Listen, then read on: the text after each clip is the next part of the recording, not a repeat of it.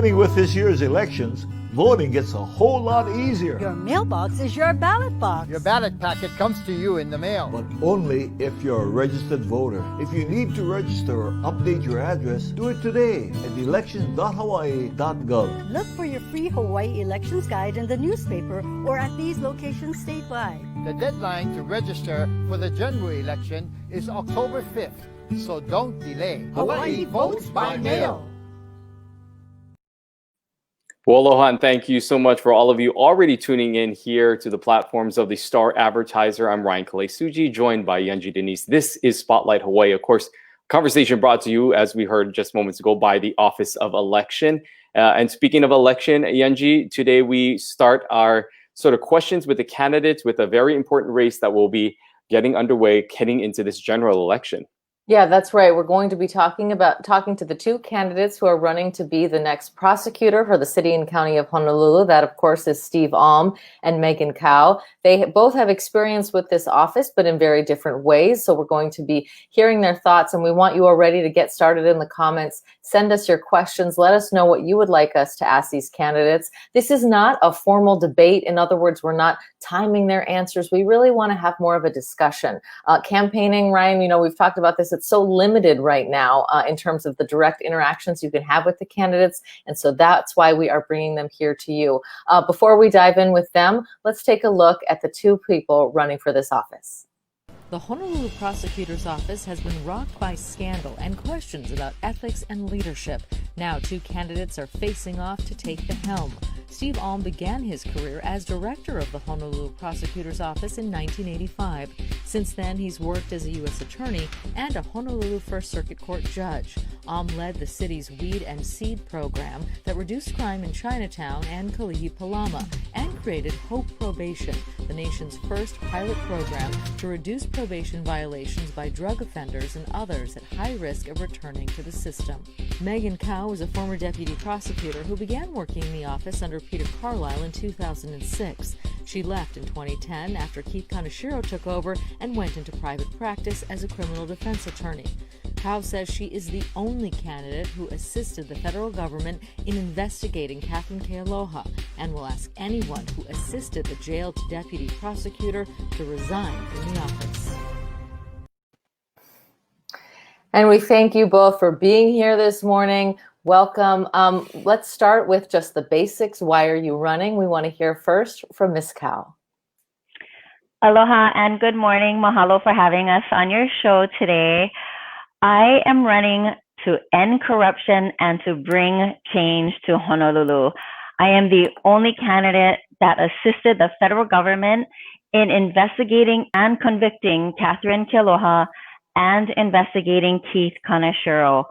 I have been put in a very unique position where I have met with the federal government, the federal agents, the Assistant United States Attorney, Michael Wheat, and I've given them background information. I've given them evidence.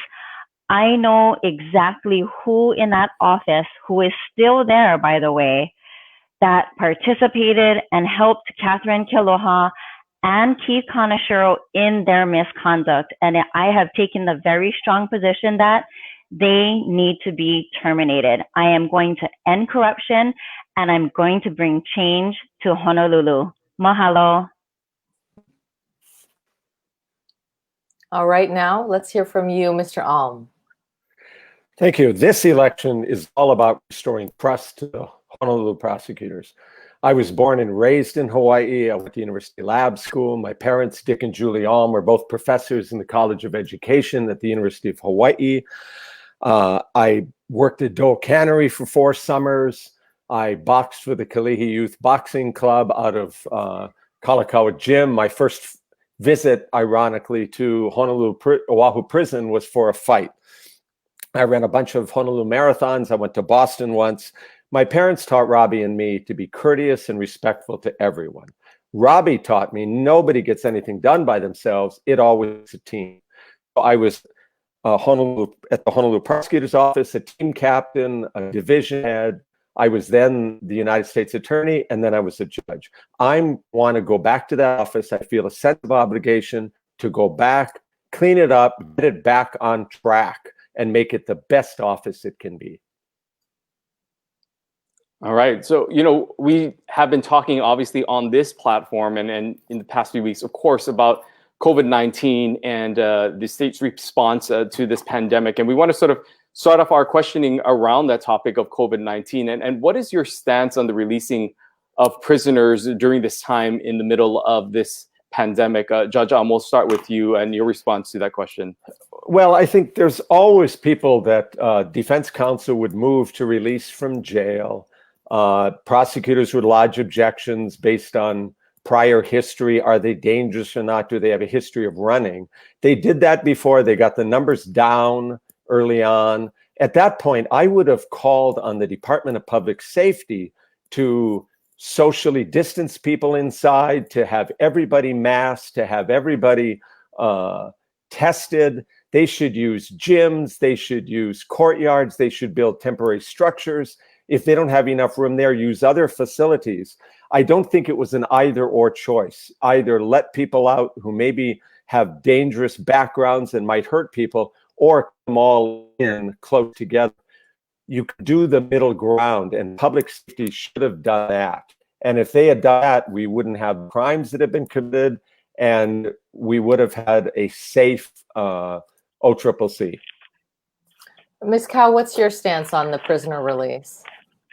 I have taken a very strong stance in objecting to the early release of COVID inmates purely because of COVID. And the reason is a neutral third-party judge has already found that this inmate cannot be released safely into our community. And therefore, just because we're in the middle of a pandemic, it does not make sense to release these inmates. And I'll give you two examples. Number one, Rocky Ben. On April 7th, 2020, he was released from custody, and on February 7th, 2020, he was released for a theft 4, and on March 10th, 2020, he was released for trespassing. And then on March 16th, 2020, which is only 6 days after he was released from OCCC, he was sleeping in front of a CPA firm. The owner, who is in his mid-70s, asked him to please leave the facility because that's their CPA firm. And he beat this 74-year-old man with a golf club. And so he was arrested for assault in the second degree, because he didn't have anywhere to go and he wasn't given any services, and he was just thrust into our community. So I strongly object to the COVID inmate release. Let's bring in the audience here. Delani Boucher says, how would they bring back and develop honest confidence and integrity to this office again? Ms. Kao, let's start with you. I mean, you've both talked about how important it is to change the culture there, but how do you actually do that? The most important thing is either asking them to leave or terminating the people that are still in that office that have access to files, they have access to witnesses, they have access to witness information, and they should not be in that office. Dwight Nadamoto just brought back one of the deputy prosecutors who is still under investigation by the federal government for conspiring with Ms. Kealoha. And these people need to leave the office, and that will bring back integrity. It will show the public that we mean business and that we are here to end corruption. Judge, we'll go with you now. Your response to the same question about confidence and integrity. There are a whole list of things that need to be done all at the same time, and this takes leadership. First, it's instilling culture of high ethical standards and of doing the right thing, not just winning cases. When I was there as head of district and family court, with the biggest division in the office, where deputies learn what it means to be a prosecutor, learn how to be a trial attorney, I used Berger versus United States as a perfect example, where it talks about the role of a prosecutor is doing justice. You strike hard blows, but not foul ones. You teach ethics. You teach the deputies to be good trial attorneys. At the same time, you look at all of Kathy Kealoha's cases. You see if any are still there that she touched. If they are, you examine them. if need be, dismiss them. You root out any corruption that's there and follow through with it. You rules about and what they're doing for case charging, what they're doing for plea agreements, what they're doing for trials. You make it a fair and ethical place to work. And you do things in the community to reduce crime, like we did in Kali Palama in Chinatown, where we reduced crime by 70%. You be transparent. You hire good supervisors. And I think I have a history of hiring good supervisors or appointing them under me. At the prosecutors, I did that with Loretta Sheehan, with Ron, now Judge Johnson, Tom Brady, a senior assistant United States attorney. Kevin Takata helped out. As U.S. attorney, Ellie Inoki was my first assistant. John Payton, Flo Nakakuni, Mike Chun, Les Osborne. You hire good people, put them in place, and work with the deputies. Make it a place they're proud to work at, have fun working at, and doing justice. It seems like Yanji's mic. Sorry about that. No, I got it now. Sorry about that, Ryan. I have a follow-up from Ms. Cow on this, because I know that you've said one of your sort of campaign platforms, if you will, is firing people who've been associated with Ms. Kealoha. How many people do you potentially think that would be in that office? How would that actually go about, and how would you then replace those folks? There are currently 4 people in that office that assisted Katherine Kealoha in her misconduct, and also Keith Kaneshiro. They know who they are. One of them is under actual federal investigation and continues to be at that office, and he shouldn't be. I know everybody who participated because I was right in the midst of helping the federal government. I know what they did, I know how they did it, and they need to go. And they will be replaced because my colleagues are people that have been in the prosecutors for the past 10 years, and they want to come back. The only reason why all of us left the prosecutor's office was because of Keith Kaneshiro. We could not work under him and Katherine Kealoha, and so we were forced to leave that office. And there are a number of very good deputies who want to go back and want to do justice for Honolulu's victims. Judge, for you now, what is your stance on this in terms of helping to, get rid of those who maybe have been associated with the Kealohas and Katherine Kealoha specifically? Right. I think the same people that Ms. Cow is talking about will be asked to leave if they don't leave on their own if I get in there as well.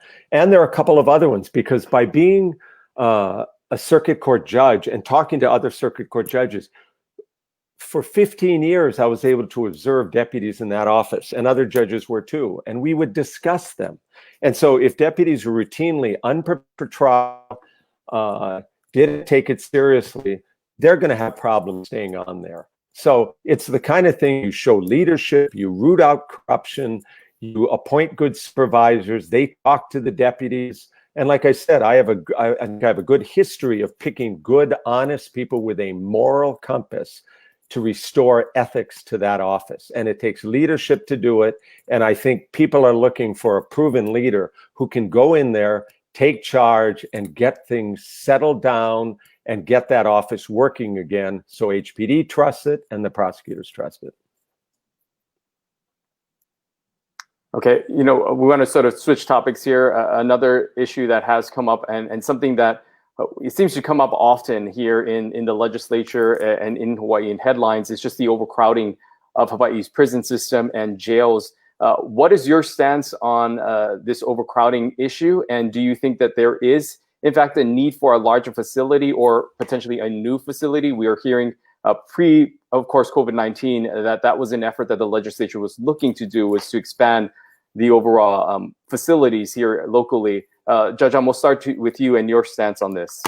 Sure. Well, let's separate. Jail is pretrial confinement, and time usually short as a violation of probation. That's OCCC. Halava is prison, multiple year sentence. The discussions right now focus on jails. And we've got to replace the jail because that rail is going to go right down Dillingham Boulevard. And I have advocated for a full court press by the governor, by Senators Schatz and Hirono, and our representatives to buy the federal detention center. That cost $170 million new. It's a very effective jail. it would be almost a turnkey operation to move OCCC there. There are 300 federal inmates in there at a time, usually. We can tell the federal government, we'll take care of those 300. We also are housing some of the state inmates now as well. But you've got to reduce the number of people in prison. And to me, that means use proven strategies like drug court, mental health, hope probation that have been proven by actual research. And I'm a kind of judge that looks at data and research to drive criminal justice policy. Don't base things on gut feeling or anecdote or hearsay, or this is the way we've always done it. And we've shown, for example, in Hope Probation, that people, and this is through research from Pepperdine and UCLA, people in Hope get arrested for new crimes 55% less often than people on regular probation. And they go to prison half as often. Native Hawaiians go to prison 35% less often. We have been totally successful with Hope in Hawaii. 34 states are doing versions of it. Some do it well, some do it poorly. If they do it poorly, that's because they don't follow our model. But we got to be smart about this. Get a new jail with the FDC, and at the same time, use strategies so we can reduce the number of people going into prison at the front end, and then use things like Hope with parole so we reduce the number of people going back in at the other end. Ms. Kyle, your response to the same question. Sure. So I want to respond to everything that Steve has indicated. First of all, the Federal Detention Center is not for sale.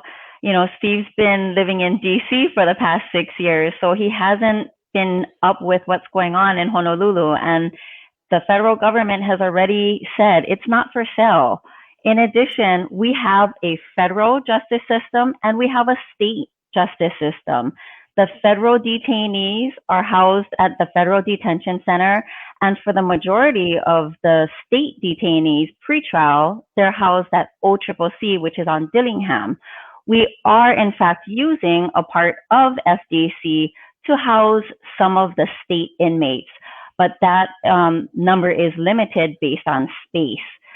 So I want to also point out that, the question was, how do we deal with overcrowding? That's the question.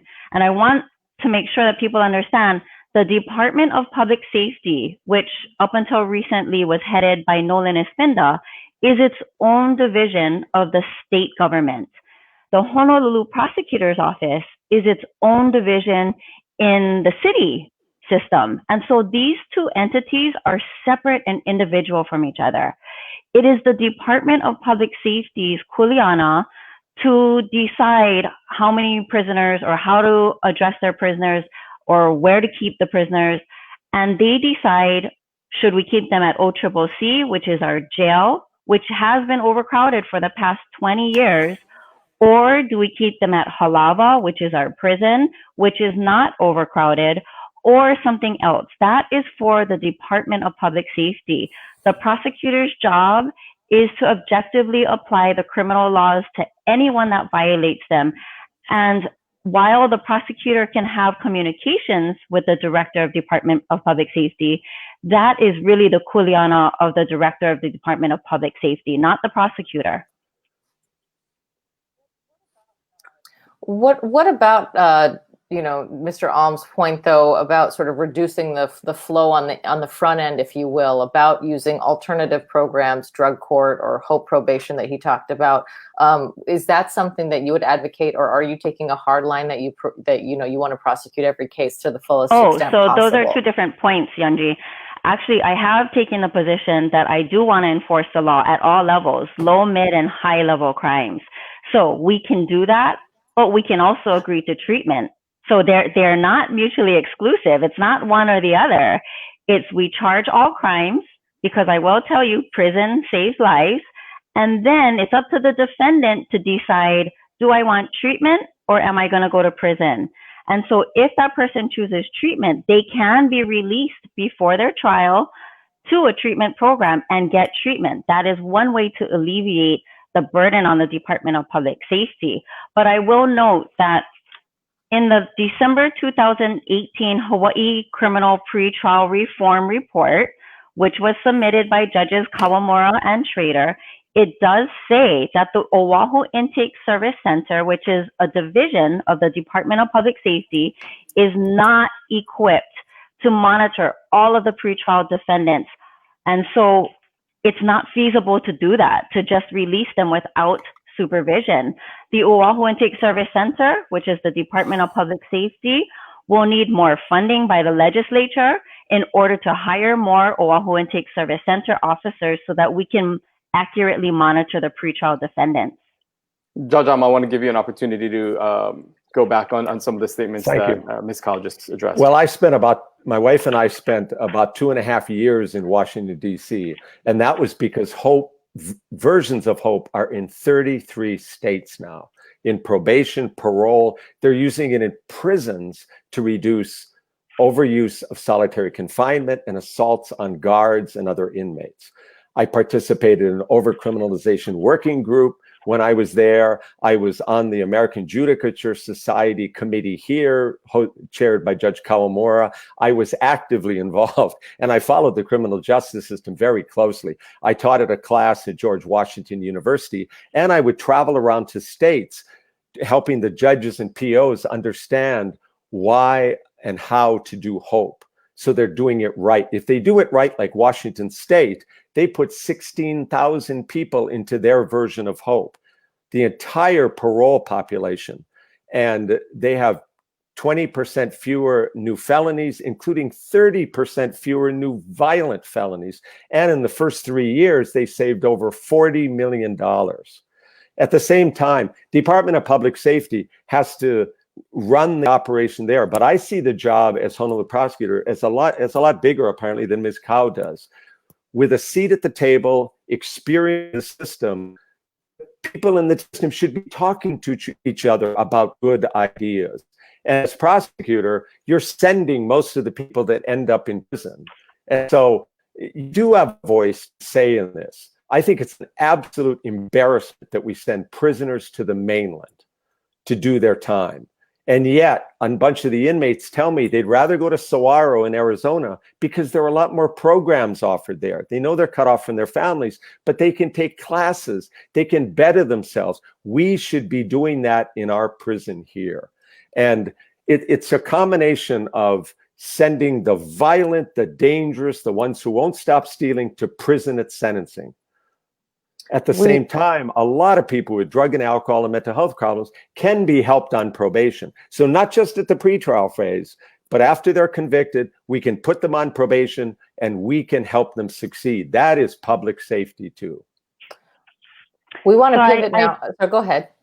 Sorry, I do want to talk about Hope Probation because, you know, although Steve started Hope Probation and he had good intentions and he's done great things for our community over the past 30 years, we need to move forward. And I know he's having a hard time accepting this, but in November of 2018, the National Institute of Justice submitted this report regarding Hope Probation. And I'm going to quote a certain part of it. It says, the researchers reported that Hope probationers proportionately committed significantly more violations than members of the control group, and that the actual number of violations was higher for the Hope group as well. And the Journal of Contemporary Criminal Justice in 2018 also indicated that Hope is not working. I am a criminal defense attorney. That's what I do. I represent criminal defendants. And so I am in there day in, day out. I am part of the justice system because I am there every day. And what I see now, and everybody sees it, judges, prosecutors, defense attorneys, Hope Probation is simply not working. The defendants are gaming the system because what happens is they smoke crystal methamphetamine, and so they sit in a jail cell for 3 hours and they're released. And then they smoke crystal methamphetamine, and so they sit in a jail cell for 5 hours and they're released. And then it works its way up 3 days, 7 days, 10 days, 15 days. We're talking about people that have had not just 1, 2, 3 tries on Hope Probation, but 15, 20, 25 tries. And people watch TV and they see people going in and out of jail and in and out of jail. And they're like, they ask me, why do we see the same people recommitting? Why do we see the same people being arrested and being released? Catch and released. Hope doesn't work. And I will tell you, I'm in it every single day. And so I know that that's what's happening. It's just simply not working. Judge Alm, we want to give you a chance to respond to that. Is it time for Hope Probation to have some kind of an update, or is she correct that it does not work? Oh, it absolutely works. And again, look at the research and data. And I encourage people, go look at that 2018 study. Texas, Arkansas, Massachusetts, and Oregon, a court in each place tried to do it. All they looked at was sanctions. They didn't have probation officers who wanted to help the defendant succeed. They didn't have judges who held people accountable. They gave them jail time for every violation, and some went to prison. And so they said, yes, there were more violations in Hope. Why? Because in Hope, you get a swift, certain, consistent jail sanction for every violation. Use drugs, jail. Run away, jail. On regular probation, you don't get any of that. So you do have more violations of swift, certain types in Hope. Right now, the COVID crisis is causing tremendous problems for everybody on probation. And if you think whatever the Hope sanctions are at the moment, on regular probation, they're not getting sanctioned at all. So I encourage people, do their own research. And I think the most telling thing is the research in Hawaii by Pepperdine, UCLA, and now NYU. And we did a Hope pretrial pilot by Steve Raphael from Berkeley, shows Hope works. The fact that other places have trouble trying to do the model we did here is both on them and it's not relevant. It works here. We have data showing here. Again, don't base it on anecdote. If Ms. Cow has any actual statistics, research now, we need to hear that. Otherwise, the research in Hawaii is all on Hope's side. Okay, we only have about 15 minutes, so we want to pivot now to another part of our conversation, and this is a chance for the candidates to ask each other questions. Ms. Cow, we'll start with you. What's your question for Judge Alm? How many terms do you intend to be the prosecutor? 1, 2, or more if possible? Well, unlike Ms. Cow, I believe in term limits. So I think 2 terms is plenty.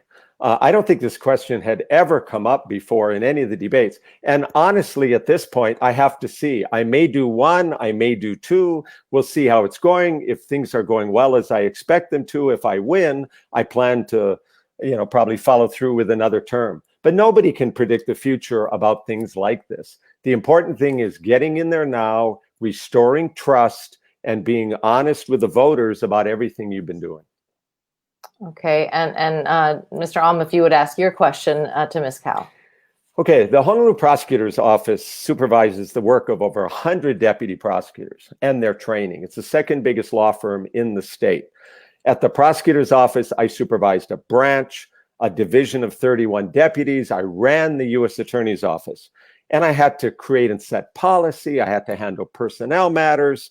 I had to do ethics and skills training, working with the city council, working with the legislature, the U.S. Congress, and hiring and firing deputies. So my question for Ms. Cow is, during her 4.5 years as a deputy prosecutor, did she ever supervise any other prosecutors or lead any other prosecutors as a team? Yes, I did. Thank you for asking that question. I was the trainer for the misdemeanor division and a trainer for the domestic violence misdemeanor division. So I have trained a number of deputies. And one of the reasons why I'm running is because the people in that office encouraged me and urged me to run for prosecutor. The people that were in that office under the current administration were being retaliated against. They were being treated poorly. They believed that their phones were being tapped, that their files were being looked through without their permission. And so they turned to me and they asked me for help, and they have leaned on me for the past 10 years. And in addition to helping the employees of that office for the past 10 years, I have built an excellent, very successful practice. I have several employees and I train law students every semester. and they love what they do. They love working for my firm, and they're very excited to do the work that we do. Mahalo. Okay, now we're going to sort of move on to some other topics, some other questions that we had coming in. What want to ask, and again, we'll start with you, Ms. Kao, for this question. What is your view on calls by many, both some locally and of course nationally, on the reform in the cash bail system and its current state? What are your thoughts on this sort of reform measure that is being proposed by some who actually ran for this office, but is gaining traction in some other states? I am against getting rid of the cash bail system because it is not currently feasible to do in Honolulu. Cash bail is an amount of money that a defendant has to pay before he or she can go to trial. And the way that he or she can pay it is either, number one, pay a cash amount to the court, and at the end of the proceeding, if the defendant has complied with all the terms and conditions of release, then he or she gets that cash back. The second way that the person can get out of custody before his or her trial starts is to pay a bond fee to a bond company that you don't get back. And once you post that bond through the bond company, the bond agent monitors you, makes sure that you're going to court, makes sure that you're going to school or work, whatever it is you're supposed to be doing, has you check in with the bond company. So the bond company actually monitors you. And the reason why I say it's not feasible to get rid of this cash bail system right now is this report. It is, again, the December 2018 Hawaii Criminal Pretrial Reform Report. And in it, it specifically says that the Oahu Intake Service Center is not staffed. It specifically says, the Oahu Intake Service Center staffing, especially when impacted by vacancies, is inadequate to meet current demands, much less any significant increased future responsibilities consistent with a high-functioning pretrial justice system. Interviewing defendants, conducting risk assessments, and preparing bail reports under the tight time constraints is labor-intensive. Additionally, for defendants released on supervision, the Oahu Intake Service Center staff must monitor compliance and report violations to the court. The Oahu Intake Service Center personnel and resources need to be increased to ensure that all tasks performed adequately. All right, Judge, we'll give you a chance to respond to that same Sure. question and Ms. Kao's comments. Well, first, in Ms. Kao's last answer, I'm glad she helped out with training in a couple of other branches at times. But the question was, have you supervised other deputy prosecutors or led a team of prosecutors? So I guess the answer to that was no. Cash bail currently discriminates against people that are poor, that don't have a lot of money. If you have means, you have money, you can put up bail, say it's $3,000 for a crime that you're charged with, then you get out and then you're not supervised at all. But if a family doesn't have that money, they go down to one of the bail bonds company. They have to put up pink slips and other things and pay, say, $3,000, 10% to the bond company, which they don't get back. So it definitely discriminates. And just as bad, it doesn't supervise anybody who gets out on bail. What I have said is, yes, we should get rid of the cash bail system, but you have to have a whole nother system in place. And that report that Ms. Kao referred to, I talked to Judge Trader about that when he got assigned to do it. And that's what Intake Service Center is currently tasked to do. There's no question they would have to be bulked up, get more money. But when you see a tough problem, you don't give up. You figure out a ways around it and how to solve it. So if you get rid of cash bail, you have to have judges available so they can make the call on releasing people after their arrest. Some may get released on their own recognizance. Some may get released on a signature bond, like in federal court. Others may get supervised by the Oahu Intake Service Center at the jail. That system would have to be expanded. There'd have to be money for treatment pretrial.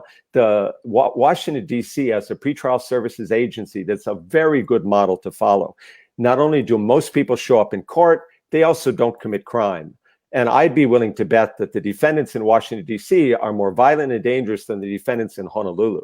And when you do supervise, you should use proven strategies like Hope Pretrial, like Steve Raphael from Berkeley, and like Jens Ludwig from the University of Chicago found out when they did a randomized control trial study of Hope Pretrial here for a pilot, showing the defendants in Hope Pretrial got arrested for new felonies while they were waiting for their case to be resolved 42% less often than people on regular pretrial. So there are ways you can improve the system. It's not going to be easy, but that's what this job is all about, solving problems.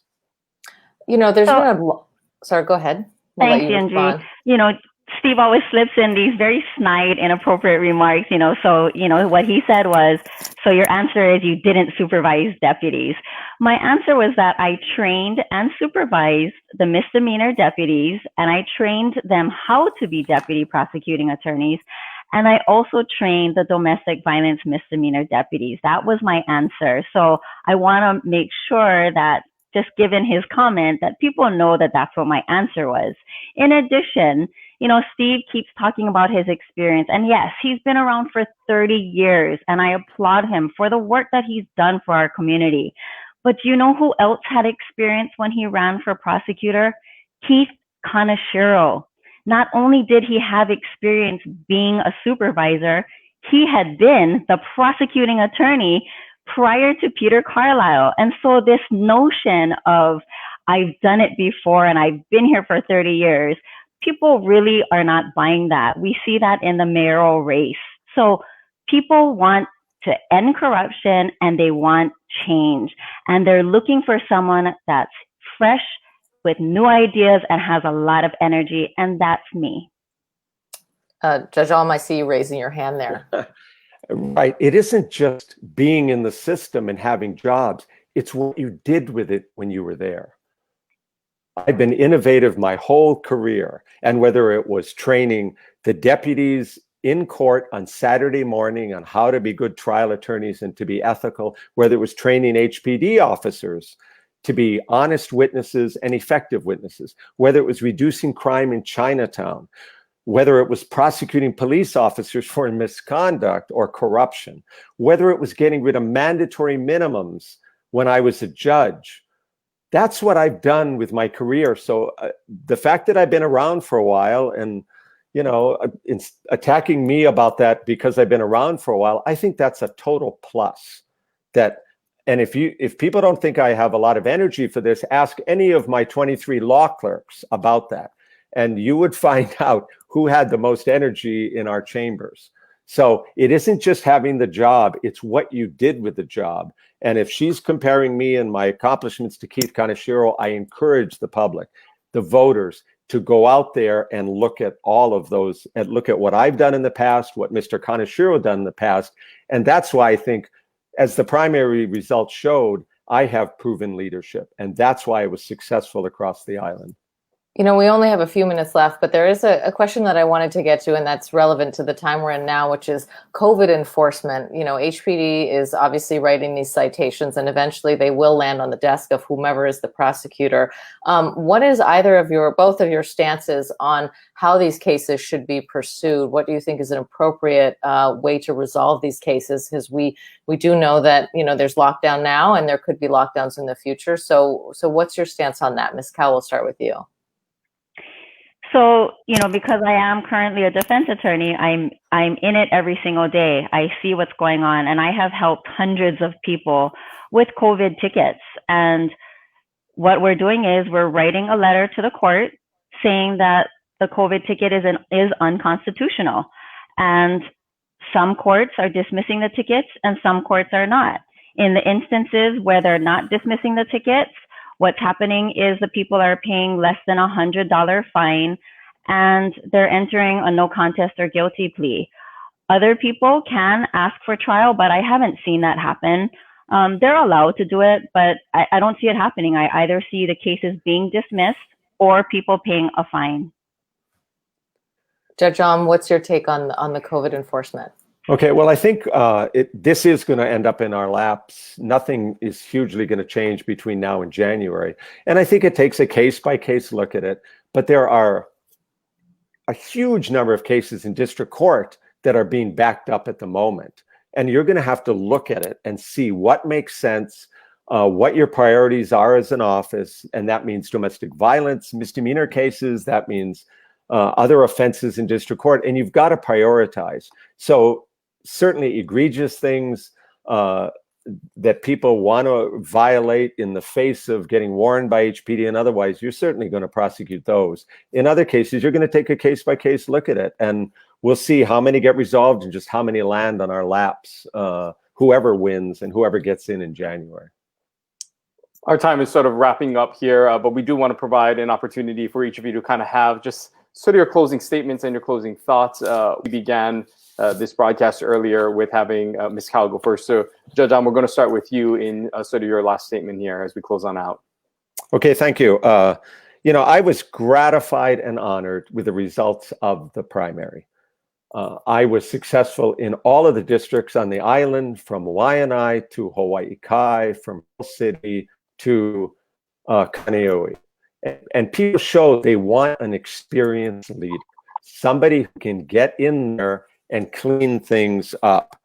And that's a prosecutor who has proven integrity, who has spent his whole career protecting victims, sending the violent and dangerous people to prison, and restoring trust in that office. And I have been successful at the prosecutor's office, running the U.S. Attorney's office, and as a judge. And so I'm always looking at ways to improve the system with new ideas, as well as bringing back some things that have worked in the past. And I look forward to doing that if I get a chance. This time, I would ask the public, do your own research, see what Ms. Kealoha and I have both done with our careers, and we've chosen to spend our time on and to help people with. And I think that that will lead to a good result. So thank you for having this forum, and I wish everybody to stay safe. Ms. Kealoha, we'll go with you. So I am the underdog. And before I decided to run, people called me, people sat me down and they said, don't run. Steve Alm is going to win. He's going to outfund you. He's going to outname you because he's been around for 30 years. And he's going to you're going to be outvoted and you're going to lose at the primary, people said. But you know what? I'm a local girl. I'm a fighter. I grew up on the streets of Honolulu. I was homeless. I have fought through that. I have worked in many bars, even though I, hated having to work till 2 o'clock in the morning and go to school at 8 o'clock in the morning. I have been beaten. I am a former domestic violence victim.